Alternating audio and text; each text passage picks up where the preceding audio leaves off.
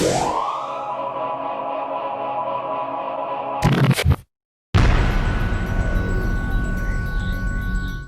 everyone, thanks for clicking. Hope you're staying safe out there. Just wanted to take this time to talk about 5G and a couple of papers that I've read recently. Don't worry, they're related as they're written by the same authors. The authors are based out of the University of Groningen in the Netherlands. The first paper is entitled The 5G Safety Dilemma, a plea for urgent scientific research in the European context. In the current social and political discussion about the effects of EMF radiation on life processes, the arguments are rather fierce because the viewpoints are a little bit polarized.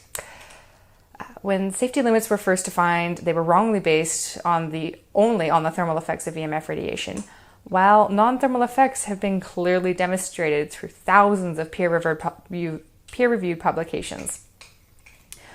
Also, even in this research, often not taken into account is the fact that 5G radiation and many of the past generations can be pulsating, modulated, and multiple antenna steered. So they're not just one point pointed at you, it's more of a soup.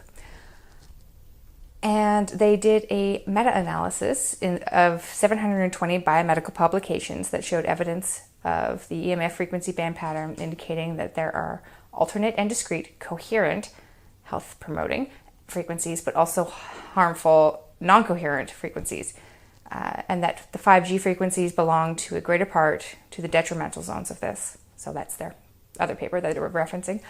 The finding of a consistent pattern that underlies the non-thermal EMF effects on health clearly contradicts the still persistent denial of such effects by the International Commission of Non-Ionizing Radiation Protection, or ICNIRP. Yet, it also follows from this data that certain favorable EMF frequencies could be used therapeutically or in a preventative mode. These could be applied to a spectrum of diseases. Also, materials could be developed that could provide radiation protection. Therefore, the good news is that further research to counteract the non-thermal, unhealthy electromagnetic effects could lead to ideas for improving the balance between healthy and unhealthy waves, and could open up some new routes for innovative health technologies, i.e. better technology and possibly even leading to protective equipment. So industries don't need to fear the science. It could lead to other avenues of revenue for those that are willing to see that. The human and animal population are increasingly exposed to new physical and chemical agents in the environment, some of which may be damaging to health. Through a thorough inspection of the relevant literature, which they themselves did in the other paper, they found that systematic research into the possible effects of 5G radiation and potential protection in humans is in fact quite scarce. So they aren't saying that the research itself is scarce, they're saying that a systematic breakdown of the research and protection research is scarce. They're advocating for the immediate establishment of a research platform for the fundamental and applied health research in the field of EMF and life, within the European community, of course. Which, wouldn't it be great if North America could get in on that as well? So, referencing their second paper, it is a meta-analysis, it's entitled An Integral and Predictive Model that Reveals Causal Relation Between Exposures to Non-Thermal Electromagnetic Waves and Healthy or Unhealthy Effects. This paper contains a ton of theories on atomical organizational states, some of which come with some pretty cool artistic interpretations. So, Froehlich, one of the theorists, observed a high sensitivity of living cells to external waves, non-thermal millimeter waves in particular, as created by so-called resonance, representing one central feature of his theory. He assumed, for example, that cancer induction pathways include a link with disturbed coherent electric vibrations, such as the Bose-Einstein condensate.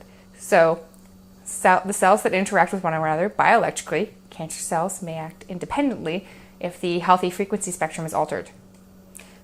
The authors found 120 papers indicating this, so it's not like it's a few, it's a decent number.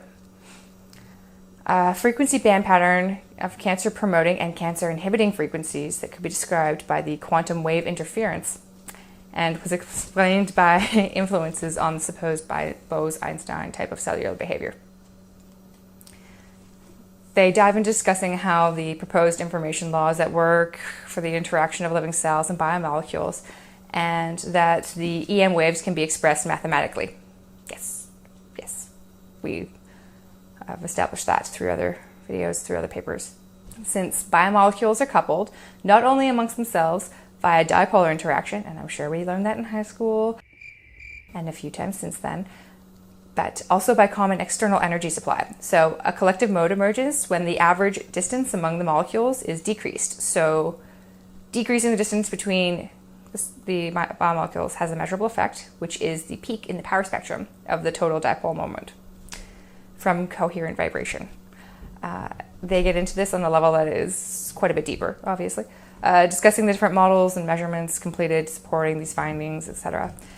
So the cornerstone of their work, from the 750 papers ranging from 1950 to 2017, EMF frequencies in tissues, cells, and biomolecules. Their findings determined that the data is unequivocal and that there is an effect, positive or negative, from frequencies documented from the 20 hertz, so the subhertz range, up to the petahertz, which is 1 quadrillion hertz. And for those of us that don't want to count the zeros, gigahertz is 10 to the 9, terahertz is 10 to the 12, and petahertz is 10 to the 15.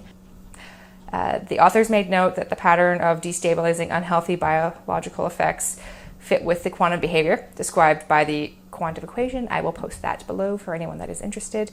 And then the list of therapeutic effects is extensive as well.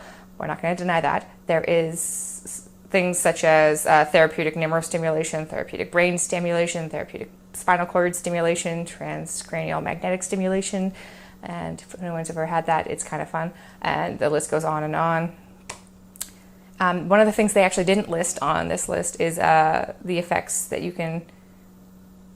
there is a treatment for Alzheimer's, late-stage Alzheimer's disease via breaking up the neuronal plaques, which I always found really interesting. And in contrast, the negative effects can be noted as tumor growth, influence on teratogenic potential, DNA single-strand breaks, gene expression, chromosomal instability, etc., etc., etc. And I like at the very end, they just kind of say several other conditions, as if the list was so long that they just kind of gave up on it. They get into things such as the conformational changes in components of living cells by non-thermal electromagnetic fields, and then do an overview of the research on the influences of electromagnetic waves on living cells, stating that non-thermal EMF biological effects depend on various physical wave and field parameters, such as like overall duration of exposure, intermittent or permanent, wave frequency, wave modulations, such as like pulsed modes, amplitudes and phases, and then near field and far field effects. So, in conclusion, there is unequivocal evidence, positive or negative. A number of current researchers further support the known models that Froehlich and Davidov proposed.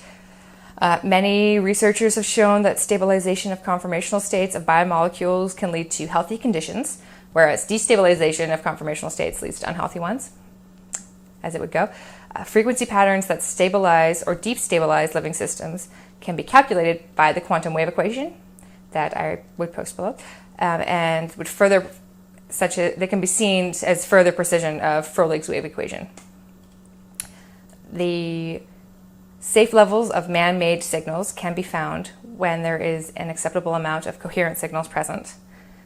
And this I found interesting is that inorganic semi and superconductors are able to mimic these coherent signal patterns. So it is envisioned that chip technology could become available to improve the safety to improve on the safety of external non-thermal electromagnetic waves, which would be amazing. And that external non-thermal electromagnetic biological influences very clearly obey the proposed quantum wave equation that is based on the Bose-Einstein type of wave behavior. So, there seems to be a consensus between the researchers that 1.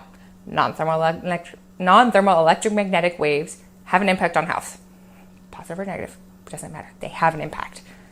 Frequency modulation of coherent frequencies, for a major part, show that they are disadvantageous in the influence of health properties. And since selective frequencies can either be related to health-promoting effects or to frequencies related to unhealthy situations, presently used communication technology can be fine-tuned to a greater extent for safety. We could make it better. And so the proposed frequency algorithm of healthy and unhealthy modes of EMF radiation offer attractive possibilities for the design of dedicated protective technologies. So tech can be made safer. There could be money made in this, so I don't know why the industry is so afraid of change. And the final thing is that we need to start acting now. That was from the previous paper. So I will post links and titles to both these papers below if you would like to take a look at them. And thank you and good night. Stay safe.